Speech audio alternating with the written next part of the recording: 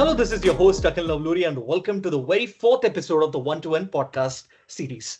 So, in this podcast episode, like previous time, as you have just heard the episode, we were just talking completely about the material science space. But now, in this podcast episode, we are going to be talking about the US Navy space and also the insight from a very reputed nuclear submarine captain of the US Navy. So, joining me is Mr. John P. Carter, Ph.D., who is a reputed nuclear submarine captain of the US Navy. So, John, it gives me an absolute pleasure to welcome you to this podcast episode of mine. So, John, how are you doing? And how are things in at your place at the moment? Cool. Thank you for inviting me to your new podcast, One to One. It's a pleasure to be here. My weather is probably a bit colder here than for you. Yep. You can see we're dressed differently. Yes, yes. But it's been actually a warm winter, so it's not too bad. But I'm doing well. I look forward to our conversation. Definitely, because a lot of insights, from the U.S. Navy side, which I really want to know about. Because for me, for a person like who comes from India, the major thing that we know about U.S. Navy is through the Hollywood movies. So conversing with you, will give me a deep picture and a true picture about that. Yeah, I'd happy to do that. By the way, it's just Hollywood, right? There's very little that is accurate Yes. in these movies, so you have to be careful. Of course, and it's called, the tip of the iceberg, and there is so much deep that we need to, go into Yeah, sure. and, explore. Yeah. All right. No, I look All right, forward to John. it. So, yes, absolutely. Likewise. So, John, without any further ado, let's kick off with our podcast segment. All right. All right, John. So, John, would you like to, talk about, how did you foray yourself into the US Navy? And having said that, what was the backstory behind it? Oh, okay. Yeah, the Navy story is a long one. We have a little bit of time, so I'll try to capture some highlights to provide the listener a bit of the flavor. Before that, I want to just let our listening audience know that although I'm not currently in the Navy, I retired from the Nuclear Submarine Force in 2017. So, wow, Oh, that's almost 10 years ago, right? yep, And close to. so since then, I have founded and I'm now CEO of my own company that coaches executive business owners in the areas of engineering and technology. As you might guess, I have a deep portfolio in developing high-performing teams in the areas of engineering. I have a Ph.D. in nuclear engineering, as you mentioned, and I'm a professional licensed engineer, as well as 10 years of experience in corporate business and leadership. So those three elements combined now inform my Yes, coaching practice to of course. accelerate high-tech, deep tech business founders to the next level. So if there's anyone out there interested in talking about that, help them welcome them to do that. So back to the Navy. The journey for me started back in the late 80s. I went to undergraduate school in the US in Pennsylvania. I was a physics and mathematics major. At the time, I was planning on going to grad school after my undergraduate time and seeking Okay. my PhD. Um, but after 4 years of hard study, I was kind of burned out. As many of your listeners may understand, I had I get enough of that. assignments and exams and studying, and oh my goodness. So I was looking for something a bit more exciting, a bit more different, but highly engaging intellectually and exciting from a mission standpoint. And the submarine force fulfilled that for me. I went from undergraduate to the submarine force, went to officer candidate school, went through the nuclear training pipeline, which was in and of itself a very difficult school, even though I was a physics math Okay. major at the time. And that's over a year training, probably at the master's plus level, very fast, lots of information. Came out and went to my first submarine. Over the course of my 30 years, I served on 5 submarines. But later in my career, I went to a job where I certified submarines and nuclear-powered aircraft carriers for safe nuclear operations, which is done every 12 to 18 months. And during that time, I did close to 70 audits and inspections over a course of about 3 years. So I've seen many ways of leading teams. I've seen the good, the bad, the ugly, things that work, things that don't work Hmm. over the course of those exams, and it's been very exciting. In 2004 through 2007, which is, wow, how many years ago is that now? 20 22 years? years. 22 years. Yeah, it's crazy how fast times go by. Man, 23 years. I commanded the USS Nebraska, which is a ballistic missile nuclear submarine. It's 2 American football fields long, so almost 200 meters long, if you can imagine that, and Oh, it yeah. displaces 18,000 tons. Hmm. So yeah, it's about the fifth of the displacement of a U.S. aircraft carrier. So if you Hmm. look, you can imagine that in terms of size, all submerged. It's a great Sure. tour. Um, yeah, and did many things in between. Many incredibly important and exciting things in between that were highly technical.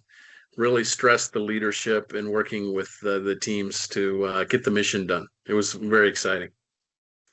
Absolutely. That's lovely, John. So, John, when you joined into the Navy and when you had first few days of your life, or let's say first few months very stressful, did you ever imagine that you were gonna come into this kind of into this line, or let's say onto these milestones that you were just talking about? Uh, Early on in my career, Yes, yes. Did you manifest that? It's all about yeah, manifestation. So, did you have that manifestation act going on back then? I, yeah, no, that was a great question. When I first joined, I didn't have a vision of serving 30 years yet. That's for someone that's in their early 20s, that's just too far away. You don't think about Too those much. things. Yes. Um, and like most things in life, things are a marathon, not a short sprint. You know, so you have to pace yourself for the long distances. On the journey. And so I took it one day at a time. In fact, I remember my first day on board my very first submarine. And despite almost 2 years of training, the environment was very alien to me. Um, the high pace of operations, the high pace of just activities on board, and Hmm. the high skill and proficiency of everyone on board was very intimidating.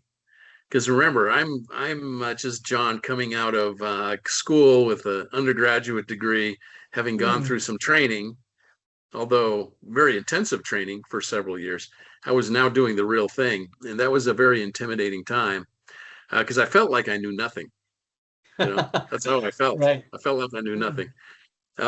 But it was through just showing up every day and making a contribution, opening your mind to learn as many things as you can. Because as a submariner, like most professions, high performing professions, you're expected to learn a tremendous amount of information. You imagine a submarine is probably one of the most complex machines ever made by the human hand. Conceived by the human mind and made by the human hand. And so you have the nuclear reactor, you have those reactor supporting systems, you have electrical distribution systems, you have all the electronics, you have All the right. communication systems, you have the weapon systems, you Hmm. have the high pressure air and high pressure pneumatic hydraulic systems, you have the structural pressure systems, you have pipes and pumping systems that move all sorts of fluids around the submarine. The submarine itself is almost like a living organism that is run by a very relatively small group of highly trained individuals. We can see, we can hear, we can communicate, um, and we make our own air, we carry our own food, and we can stay submerged for many months without ever having to come Oh, to the surface. Yeah, so it's oh. it's an interesting life, but very busy life. and Yeah, very important mission that we go on. I totally understand that. The key ingredient for keeping everything active is dedication and passion. And which I really see through your words, John, when you're talking about, narrating me, everything about your, Navy tenure.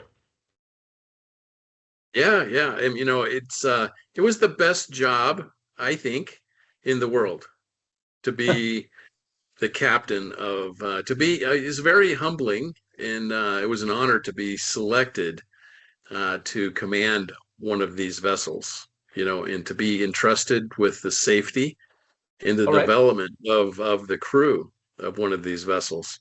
And it's not an easy thing to get selected for, as you might imagine, right? Not at So all. let me give you an example. Let's say if there are 1,000 trained students coming out of college that go into the nuclear training pipeline, about 30 to 40% never make it through the nuclear training pipeline. They usually either give up because it's too hard, too much study, or their grades are too low. So then you're left with Yes. say 600 or 700, right? Those 600 or 700 go into the fleet, and then after 3 years, over half of them uh, leave to go do other things, or do not select to go to the next level. The next Hmm. level after junior officer is to go to department head at about the 5 year point. And so now you're down to maybe 300 left that go to department head with 1,000 that you started with. Right. And from department head, you go to executive officer, then to commanding officer, and then to major command, and then to flag. At each of those levels, roughly speaking, you select half of the group. So if you have 300 going to department head, you have 150 that go to maybe XO. You have maybe 50 to 60 that go to command. You have maybe 25 or so that go to major command. And then the cut is really steep because you get maybe 10%, maybe two that go to flag. So think about the 1,000 that you started with and two that go to flag, the 20 or so that go to major command. And so it's the philosophy is you move up or you move out. There is no staying in your job Hmm. and just Yep. staying there forever and hoping for the best. You either promote up because you're highly capable and you're the top half of your group, or Yep. you get moved out. Hmm. That's So a when I very was in tough call. command, Yeah. yeah, so when I was in Right. command, I was part of maybe 50 or 60 people left in my group of 1,000 that came in, Oh, okay. right? Because the funnel narrows every time you go to the next level. Hmm. So you're dealing with very capable people that are very smart, and that was probably one of the greatest honors for me is to serve with very high performing people in with my peers, my colleagues, and my teams. All right. Pretty insightful on that, John. Now, John, like talking about, commanding and things, I just wanted to understand, like, what were your reasons to, choose the submarine force? Like, why particularly the submarine force only? Yeah, it's a great question. The little secret is I didn't pick submarines initially coming out of school. I initially picked to go to a nuclear powered aircraft carrier. You know, Oh, okay. yeah, that was my initial choice. My fantasies of remember the movie Top Gun? Of course. Tom Cruise. Yeah, with Tom Cruise, right? That was the late 1980s, and so on.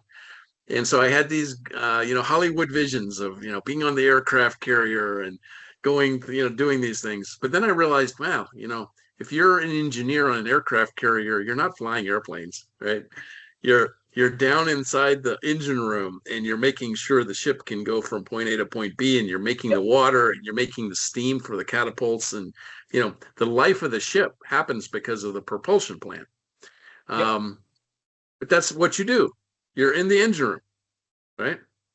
Then when I went to officer candidate school, I started to learn more about the different missions that the carriers do and the submarines do. And I realized that the submarine, you go to a submarine, you're part of a very highly trained, hand-selected group of volunteers, maybe 150 on the crew, 150, that's it. Yes, carrier has about 4,000. Lots of people, right? Yep. Submarine, much smaller, 150, the elite of the elite, right? And there you go from engine room to driving the submarine and being part of sonar, radio communications, weapons, very early in your career. You're outside of the engine room learning about the whole thing very early, versus on a carrier, you're kind of just in the engine room, right? So to me, that was like super exciting, right? So I could, it takes about 6 months to qualify in the propulsion plant when you report to a submarine.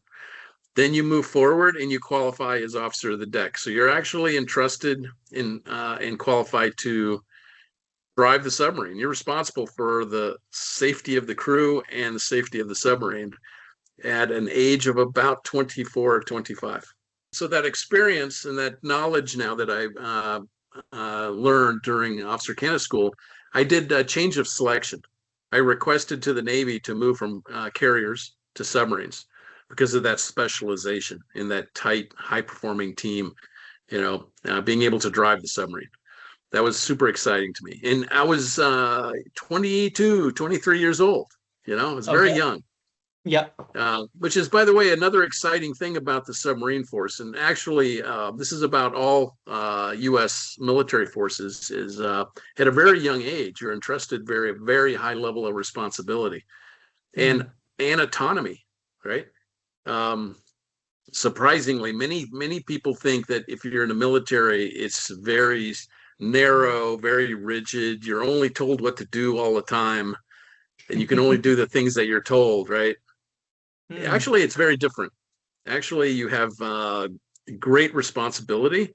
You're given a task, and you have the autonomy to go make that happen, right? Yeah. So you're not just following orders all the time. It's a very satisfying occupation. So I selected submarines for that reason, and that created the path for the rest of my career. That's amazing that, sums up the point. Now, when you wanted to, go into the aircraft side and, you were observing things, about different technicalities and you were giving training. But, the million-dollar question that I want to ask you, John, like when you're going through multiple technicalities and, multiple things or, multiple things about aircrafts, about submarines, how do you grasp all that? I mean, do you write it down somewhere or what's the thing with that? Oh, my goodness. Yeah, there's a lot to learn, Akil. I don't know what to tell you. There's there's much expected of in terms of your level of knowledge about the systems that you operate, and it's not just about operating the systems. It's about fixing the systems if they break. So imagine this. Imagine you have weapon systems, radio systems, weapon systems. The high pressure pneumatic and hydraulic systems, the nuclear reactor, plus all the electronic, electrical, stored energy battery systems, mechanical propulsion systems. I mean, the list goes on and on. You have to be an expert at all of that. You have to be an expert at all of that. And so you spend a lot of time early in your career studying, but not just in textbooks. You have to go out into the systems, into the submarine, and put your hands on things, and you learn them that way. And it's repetition, right? So it goes back to that adage that I subscribe to heavily: is everything in life. The most important things in life are about doing hard things. Many in the younger generations often prioritize just instant gratification, right? Minimum work for instant gratification, right? Hmm. I would say, yeah, there's a little bit of that, right? Maybe on the weekends, when you're having fun. But the most important things in life are achieved through grit and hard work and discipline to invest in yourself, to make yourself better. What the better in your smarts, better in your physical body strength. You Hmm. have to invest in yourself over long periods of time. That ultimately results in the happiness that many people seek in life, is that self investment, that self regulation to achieve great things.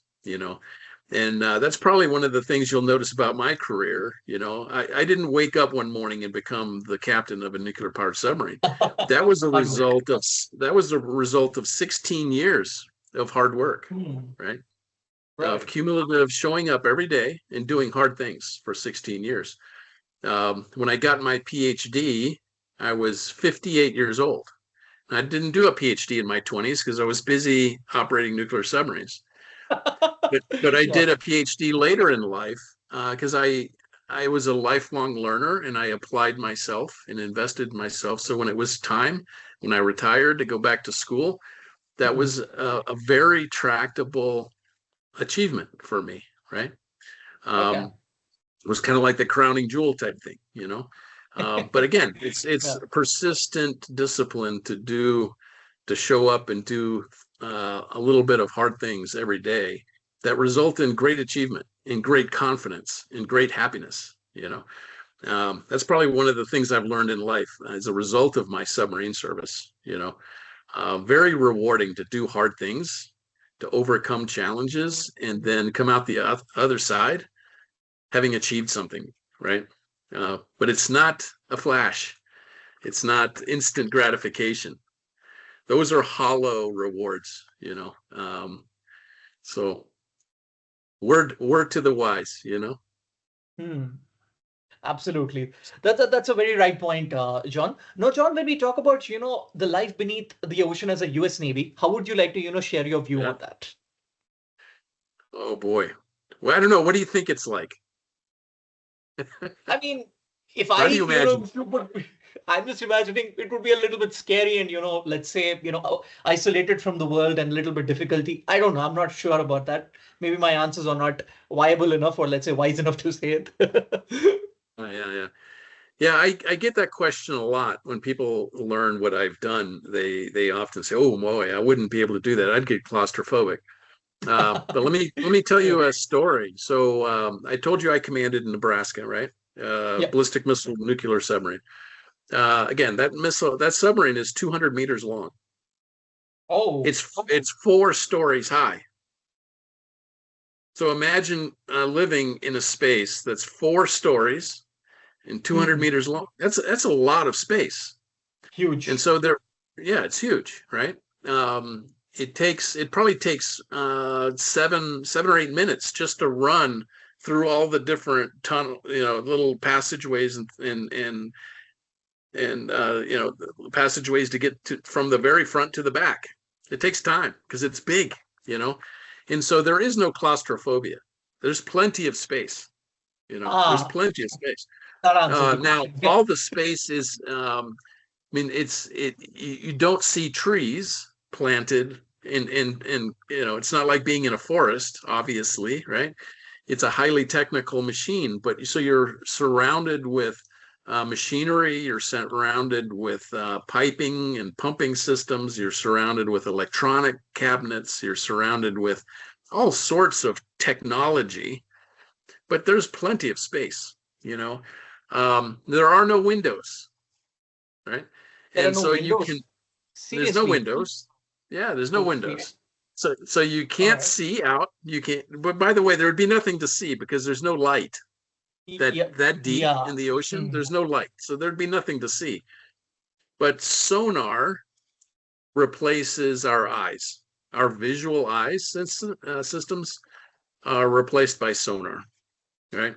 And so we can see as clearly with sonar as you and I can see with our eyes, right? I can Yeah. see that there's a screen in front of me. I have my desk. I know where my pencils and my mouse and my keyboard are.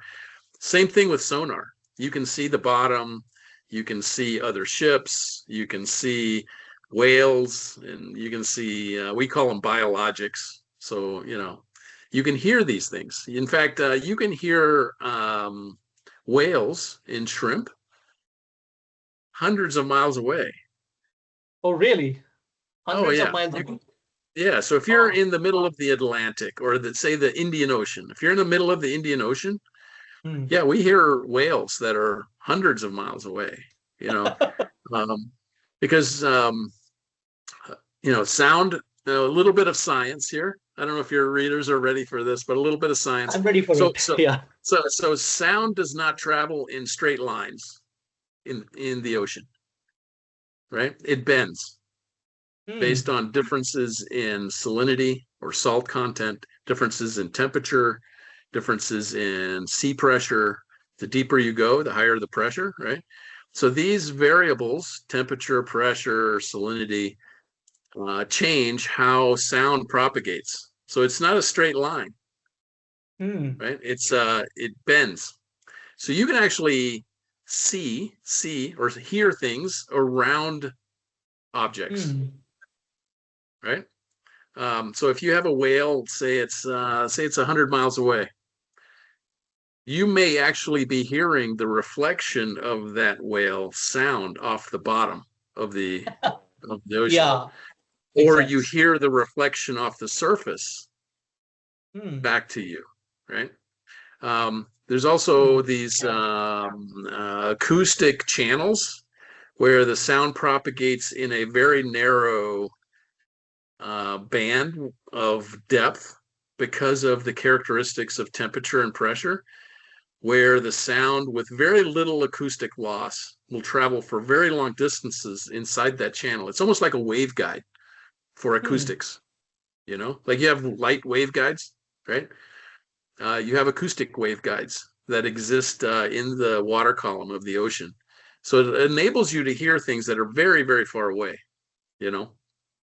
So yeah, if you go into sonar, you put your headset on and you can hear little shrimp clicking, click, click, click, click, or you hear whales talking to Hmm. each other. If you're near the coast, you can hear dolphins, you Oh, know? wow.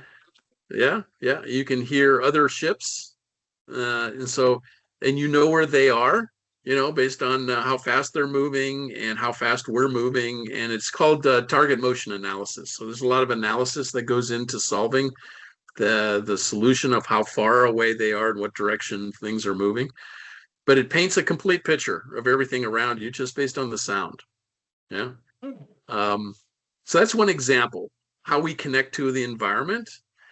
I mentioned we use seawater to make our own air. We use seawater to make our own drinking water. So we desalinate. We push our trash out the bottom, Okay. Hmm. right? You have to do something with all of our trash, right? And so we push the trash in. It's called trash disposal unit cans. They're cans about I would say 30 or 40 centimeters high and about 15 centimeters in diameter. You compact your trash in these cans, and then the cans go out the bottom of the submarine. It's Hmm. almost like an animal pooping, right? So the submarine breathes seawater and it poops these little cans. It's like a living organism, It is right? exactly like that. Yeah. Yeah, yeah. So we'll do trash disposal operations probably once a day. You know, Hmm. we can communicate to the shore when we need to. We don't communicate with our families very often, but we do that at least once a week. You know, they'll send messages to us in an email, or we get to send emails back to our families so we know how they're doing. You know, Yep. when I was in command, my two daughters, they were in grade school. They were Hmm. in like fifth and sixth grade. And so they would send me things and I would send them messages back and we would communicate that way. So there is communication with family. And so you're not completely isolated. And you are super busy, super busy. So Hmm. very quickly, let me explain a little bit about the routine. of a given day, right? It's a 24-hour day. There is no time when everyone is sleeping at the same time. At any given time, somewhere between a quarter and a third of the crew is awake all the time, right? They're standing the watch, they're driving, or they're navigating, or they're communicating, or they're monitoring the reactor systems. All these types of things need to be monitored. And so about a third of the crew, a quarter to a third of the crew is up operating the machines. Yeah. The other third are studying. You said, hey, how do you learn all of this stuff? Yeah. Yeah. So it's about a third of the time you're learning. You're always learning, right? Because what happens if you stop learning? You start forgetting, right? Yeah, you get rusty. You get rusty and you stop learning. So Mhm. you have to, it's like continuous learning. You're always learning, you're always practicing, you're always doing unusual things with the machine. So you understand to a very high level how the machine operates, how to operate it under unusual situations. Let's say a fire happens, you know, we have to know how to put out the fire. We can't call the fire department and say, "Hey, come put this fire out for us," because we're a Oh thousand miles. God. We have to put our yeah. So we are trained to be firemen. Oh God. We are Really? yeah. So yeah. I was trained to be a fireman. Twice a year we go into a firefighting trainer. It's a building that it's a mock-up of a submarine engine room, and you'll go in. You'll get the fire hoses. You're dressed out in all the right firefighting equipment, and the entire wall will be on fire. And we go in and put the fire out, like a live fire, a real fire. We'll go put it out Oh. to Hmm. practice. Yeah, to practice.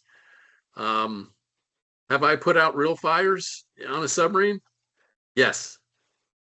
I was Real expecting that fires. answer from you. Yeah, real fires happen. Real flooding happens sometimes. Hmm. you know and so we have to be experts at our own damage control. So we have to operate things, we have to fix things when things don't work as expected. We have to know the systems well enough to do you know MacGyver? Remember the US show MacGyver? It's like MacGyver was a very talented someone that could tinker and make things out of ordinary objects to like Okay. unlock things, or to create a solution to get out of a jail cell based on some tinkering of other devices. And so we're asked to be MacGyvers, to invent and create solutions for things when things don't go right, right? So and that's why um, the high capability, the high proficiency, all the training pays off. Because if you have a bad day and you have a fire or you have flooding, we have to pull together, right? Because our lives depend on our ability to save ourselves. So um, that's a very unique job. Yeah. Hmm. All right, John, that was like, you just gave me a complete, summation about things. And I would say, you are real heroes, who are working, I mean, beneath the sea and, doing a lot of things. And again, fighting your own wars, not wars exactly, the disaster recovery and everything. So that's a huge inspiration for our listeners. But John, I'm pretty keen to ask you, like, did you ever encounter with an octopus, through the submarine? Did you ever hear an octopus or a whale, that was very ferocious or anything like that? An octopus? No, octopus are very quiet. Okay. Yeah, they're not very loud. They're very quiet, so you don't hear octopus. But the mythical creatures you see in Yeah. the movies that Yes. surround the submarine and grab it with its tentacles. No, there's nothing like that. There's nothing like that. That's movies. Yeah. At least not that I've seen. At least not that Yeah. I've seen. Lucky. But Yeah. octopus are very quiet. Whales are they're very vocal creatures. They communicate with each other all the time. over long distances. You remember I mentioned we can hear whales for 100 hundreds miles. of Yeah. miles. Yeah. They communicate with each other over hundreds of miles, you know?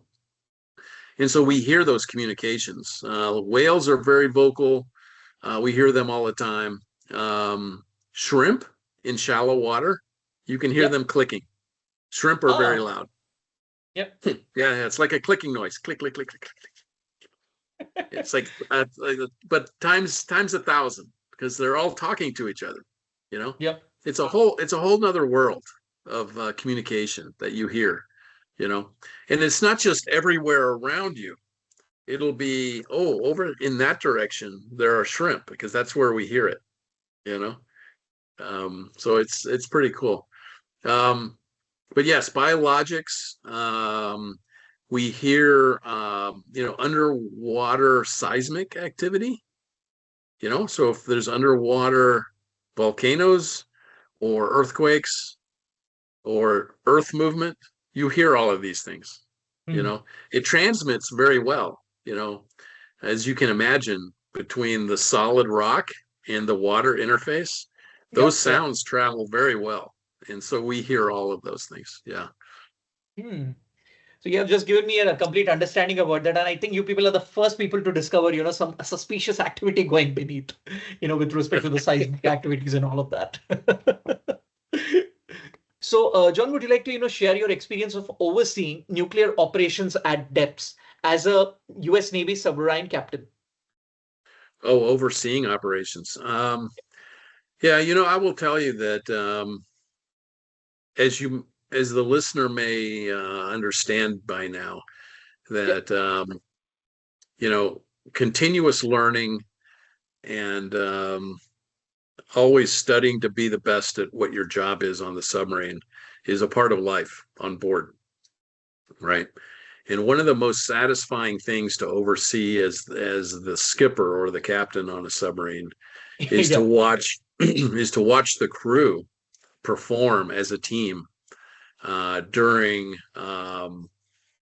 difficult and challenging operations.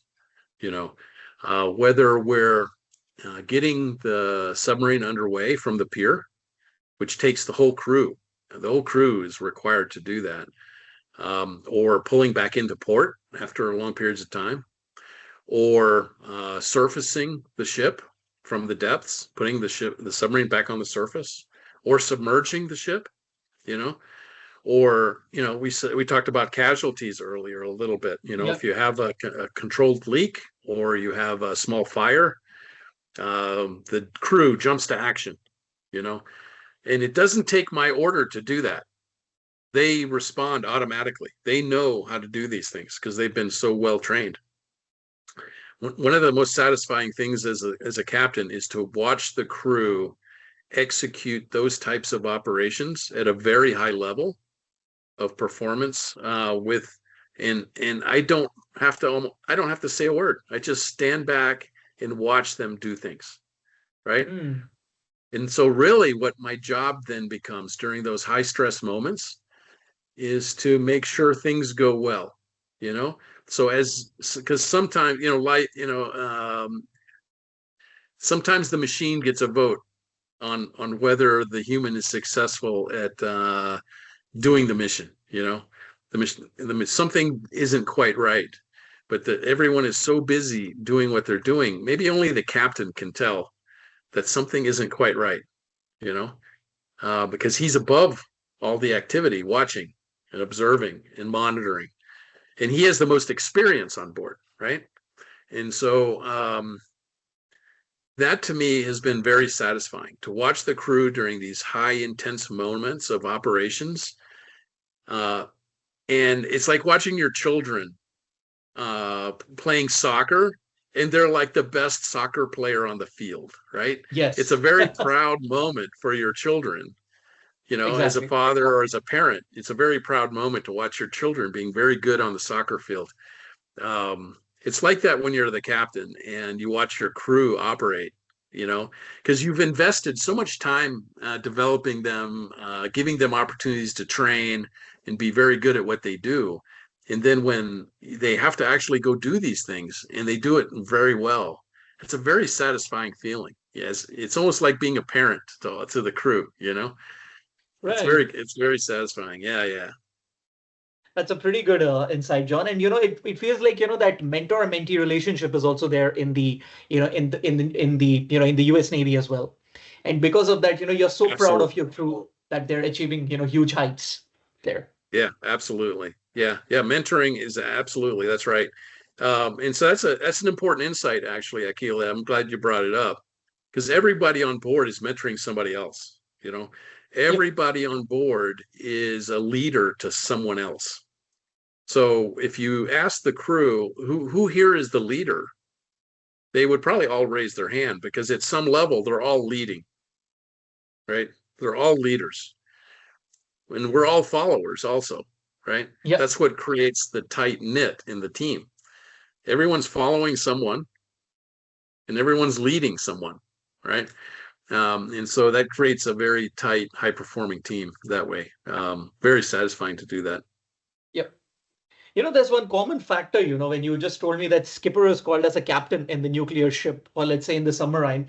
The sport that we follow as Indians, I mean, cricket, we address the captain as skipper. And even if you see, any retired cricketer playing, or let's say the present cricketer, he'll just refer to his captain as the skipper. So that's the common point that, that I could see with respect to that aspect. Yeah, yeah, yeah. Skipper. I haven't been called skipper. I have been called skipper, but not very often. Typically, it's captain, or when I was in command of a squadron of submarines. So I had how many? About one, two, three, four, five captains, five Five submarine captains. crews. Yeah, Oh, five submarine crews in my squadron. I would mentor the submarine captains, right? Because remember, it's again the best of the best move up, the rest go out, right? And yeah, so when I was that's right. squadron Mhm. commander, I had five submarine crews under my charge, and it was the same type of mentoring, right, and development and assistance.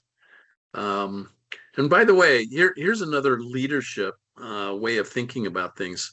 I always told my captains when I was Commodore, it's called Commodore at that level, right? You may have heard that Commodore, term yeah. as well. Mm. Commodore. Yep. So skipper, captain, Commodore. So when I was Commodore of Squadron 16, I always told my captains that uh, quite literally, because they are in charge of the mission of the Navy, right?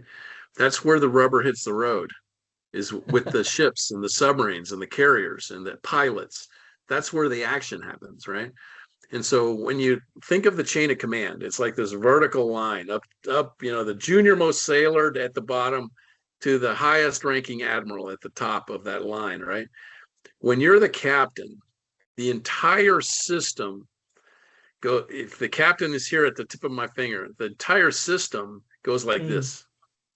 The entire system supports the captain, right? Yep. And the mission of that submarine or that carrier or that air wing, right?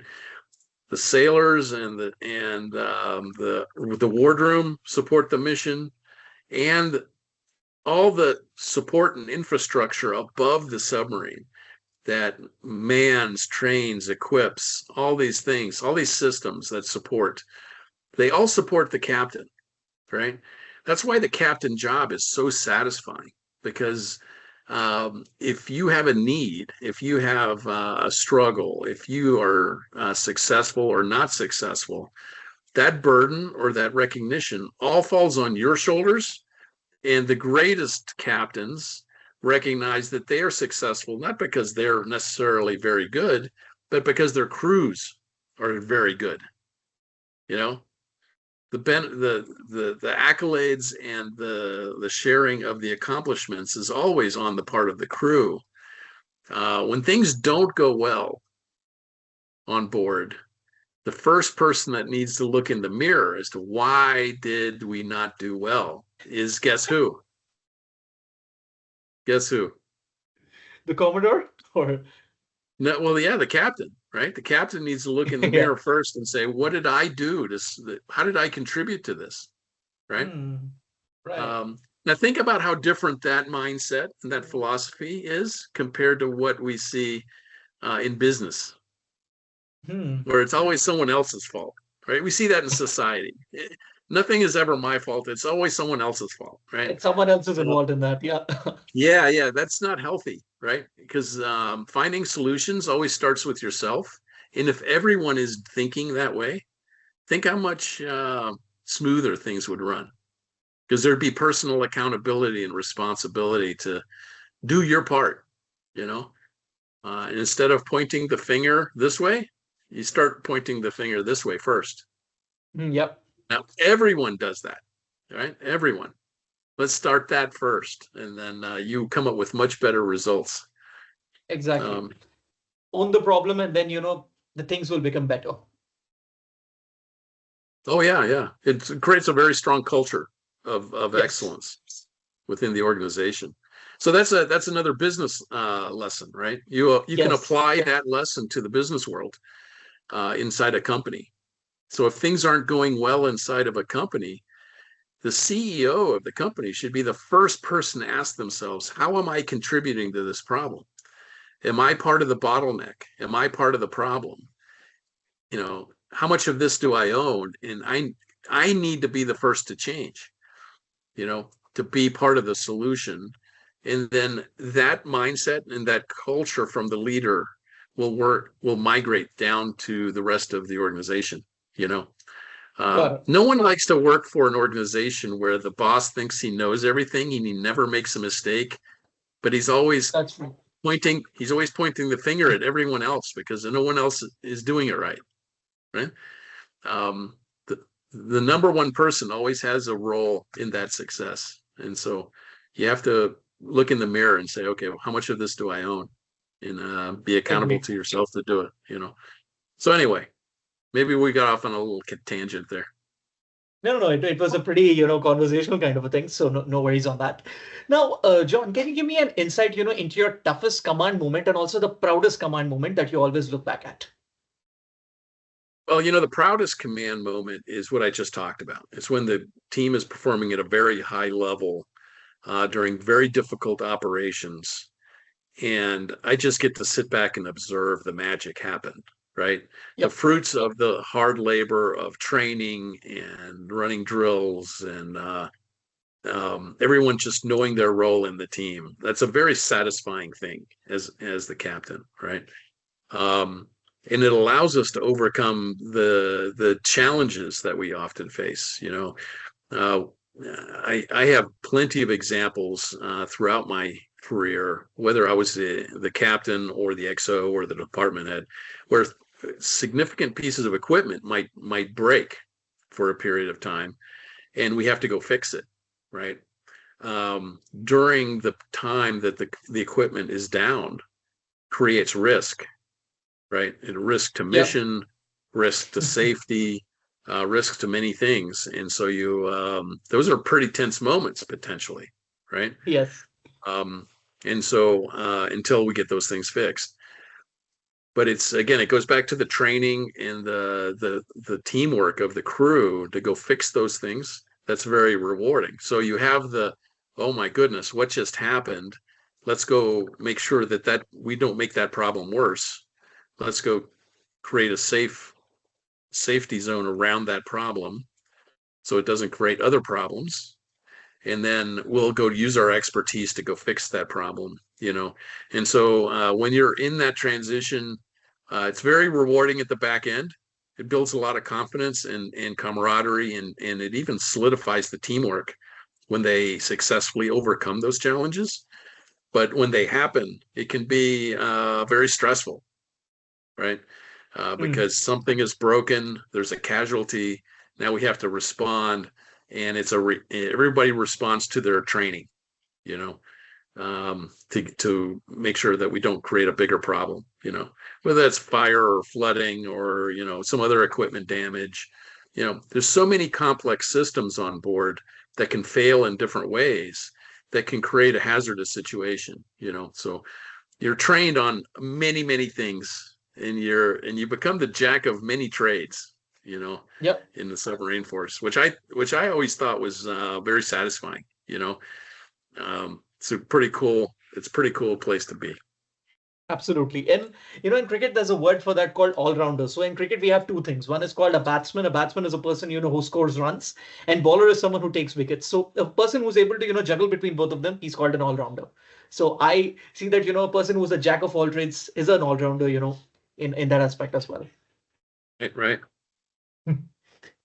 Interesting, John. So, I just love the way, you just summed up, about how you're able to, handle the toughest command moment. Like in the US Navy, how are you able to, balance the act of mental strength under the factors of silence and pressure? Oh, the mental strength. Yeah, people worry about that a lot. I get asked that a lot. How do you spend so much time underwater? How do you not go insane doing that? It's not as hard as you think. Based on everything I've described to your listeners, you can imagine it's busy, right? You're not sitting back and being bored. There's always something to do. You're operating the machine. You're part of the machine that's a living, breathing. The submarine lives and breathes, and so it takes humans to do that. And so we're very busy, just keeping the submarine alive, and then taking the submarine to do its mission. So there's a lot going on. Time goes by very fast. The days, there is no daytime, nighttime unless you're on the periscope at periscope depth. And so it's always kind of like sitting in a room with lights on, Yep. or if it's nighttime, you turn the lights off, right? You get the communications and so forth, but you're always very focused. It's a highly disciplined job, and it's highly focused. And the days roll into weeks, roll into months, and you don't think a lot about the mental stress, Surprisingly, you would think that, hey, maybe we lose 20% of the crew because they lose their minds. That's not true. We lose very little, very little. I would say during my command tour, I don't think we lost anyone because they couldn't mentally come to grips with being, submerged. It doesn't happen. People adapt, and these are also very capable and highly trained people. So it's kind of like asking an astronaut, man, do you go crazy at the space station? Do you go crazy in the rocket because of the, being in the rocket? It's like, no, we don't go crazy at all. This is exciting, Yes. and they're busy, they have work to do. They're there for a reason. And so there isn't that thought process at all. Yeah. Yep. So when we talk about, that excitement, when you're part of the crew and, you're part of the submarine, did you have that fanboy moment, or let's say that, that when when you're, left into a, a playground, or let's say you're like a kid in a candy store, did you have that kind of a feeling when you first time saw the submarine, when, first time when you took the lead of, leading so many people as a submarine captain?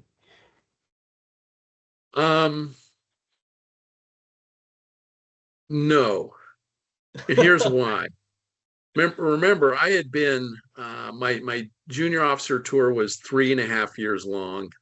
Then I went and got my master's degree. I came back. My department head tour, I was chief engineer. That was 3 years long. My XO tour was almost 2 years long. My very first day in command, we were ashore, so the submarine was tied up next to the pier.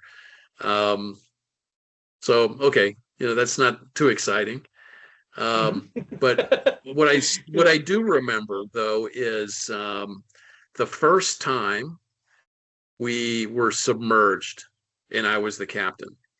Because for the previous 16 years, it was always we'd get away from the pier, we would go down the river, we'd go to open ocean where the water was deep enough, and we would submerge. And it was always the captain was always there. Right? Whether I was the officer of the deck or if I was the engineer, it was always, the captain was there for advice, for direction, for the night orders, for all these things. And as a captain, the first time I submerged, it was you look to the left, you look to the right, and you're like, okay, well that's me now, right? I do all these things. There is no captain for me. Like I am it. I am the boss. Yeah, that was a very good. It was a good feeling, and it wasn't scary. It wasn't apprehension. I was more than ready for that moment, and it was very satisfying. But you're such a highly trained professional that it's just businesses, and this is anticlimactic perhaps, but it's business as usual. You know, you know what needs to be done, and you go do it. Hmm. And then for everyone else on the team, you are now that captain. You know, Right. um, and that's a really cool place to be. Yes, and I think that would have been your proudest moment till date, on your personal level and your professional level. So that would have been, your biggest achievement. And you're like, yay, I did this. Yeah, yeah, exactly. So, John, before we, conclude our podcast session and, take a leave or let's say come to a halt, we'll go to a very lighter route. All this while I was completely, bombarding you about, your journey as a US Navy, your tenure as a nuclear submarine captain, all the life lessons, about what was life beneath the ocean. But this time I'm not going to bother you about that. I'm just going to ask you what are your likes and interests in the form of a very quick rapid fire round. All right. Yeah, So in sure. this yeah. So, John, like, what was your first animated cartoon that you have watched as a kid? Like, going way back in time. Oh my goodness. The Roadrunner. The Roadrunner show. Okay. Yeah, remember Roadrunner with the coyote Of and the course. anvil and the anvil Hilarious. and and the Acme. Everything was he ordered everything from Acme with the anvil, and he was always falling off of cliffs and trying to Yeah, chase yeah. the Roadrunner. You remember this, right? Yeah. 100% I do. 100%. And yeah. So the other question to you is when you started, of your journey in the US Navy, did you watch any Hollywood movies just for a reference? Like, it's a pretty cheeky question, but did you have a chance of doing that? During my tour through the Navy, yeah, I don't know. I was pretty busy. So here are the movies that came out. When I joined, it was Top Gun. Everything was about Top Gun. It was big, right? Tom Cruise. Yeah, yeah. Then Hunt for Red October came out during my junior officer tour. And then Crimson Tide came out during Yeah. my XO Denzel tour. Washington. Yeah. Yes, yes. And I always, because I don't know, they all seemed very hokey. Once you're in the business and you're actually doing the job, Yeah. it's Hmm. very Hollywoodish, right? I understand. It's not because it's not accurate, right? Which kind of ruined all of that for me. And I would often get asked, "Hey, does it really happen that way? Can that really happen?" It's like, no, that's not the way it really happens. So you Yeah, have to yeah. accept That it. totally, totally sums up my point. And so what is your favorite musical band, John? Like your musical artist, pop band, Oh my whatever. goodness. Yeah, I have lots of bands, but I grew up, I was a teenager and went to college in the 80s. So I love hair band rock, you know, the Okay. old hair band rock times. Man, let me name some of them. So rock bands, Van Halen. You know Van Halen? Yes, of course. Yeah, yeah, I love Van Halen. In fact, I play guitar. I play Van Halen in my spare time. We can talk about Oh, that some other time, but that's another sure. hobby of mine. When I come But to the yeah, US, you need to play really that for good. me. Yeah. Yeah. I'll share a secret with you. I'm a trained singer. I have learned Hindustani music when I was, a kid. And every now and then, whenever I go for a school function or, when I was in college, people used to tell me to sing. So, we both can actually jam up, probably if I meet you in Yeah, person yeah, someday. yeah. Let's do it. Let's schedule some time. Let's knock it out. 100%, definitely. So, John, the final question to you. So, what was the last book that you have read? Something like non-technical or, about journey. What was the last book? What was the last book that I read? Here. Well, I have it right here. Um, I will share this one with you. So this is by Jared Diamond. It's a book Okay. called Guns, Germs, and Steel, Okay. right? And the subtitle is The Fates of Human Societies. Hmm. So this is a book written about why civilizations collapse, and it goes back about 5 or 6 thousand years, Oh, where there have been many human civilizations, of that course. have prospered, have risen to dominance for Yep. periods of time, and then they have waned, and then they have failed. and they don't exist today, right? And so the question is, why do large civilizations, why do societies fail? Because we live in current times, and it's who's to say that in 500 or 1,000 years from now that our current societies will still exist?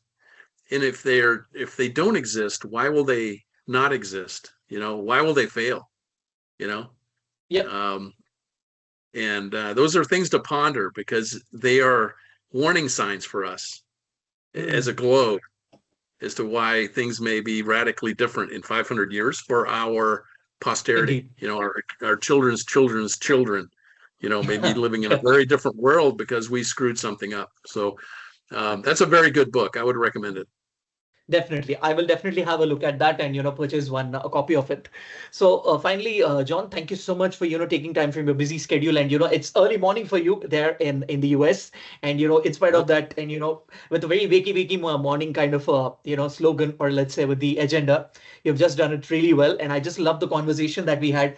Especially you gave me a complete, walkthrough about how it's like, in the submarine. Whenever you were talking, I was just imagining myself probably, working, walking into that perimeter of things, imagining our submarine is, how is the life beneath it. So it was like a very realistic kind of a conversation for me, and lovely conversation, John. So I really say that, you are an inspiration for people, who has come into the US Navy and for the people around the world. So thank you, John, for, for this opportunity. It was a lovely conversation. Yeah, no, likewise. It was nice talking to you. It was nice sharing these stories. For me, it's like reminiscing about some things that have happened in the past. And what's most important is really to share the learning with others, with your listeners. Yep. And if they're interested in contacting me directly, my website is corexdx.com. They can look me up there. They can direct message me. I'm also on LinkedIn. And I look forward to any questions folks have or continuing the conversation. Definitely. So, listeners, you have heard it from John. So anything you would like to, know about John, you can directly DM him and he'll be happy to answer that. So yes, John, it was a lovely conversation. So, so we can meet sometime in person when I come to the US, and, yes, we can jam it up someday. Yeah, absolutely. Let's do it. All right. All right. All right, listeners, on this note, this is your host, Akhil Navluri, signing off. We'll be back with another podcast episode with another eminent industry leader of different industries and different spheres very soon. Till then, keep listening. Goodbye, stay tuned, and au revoir. Thank you.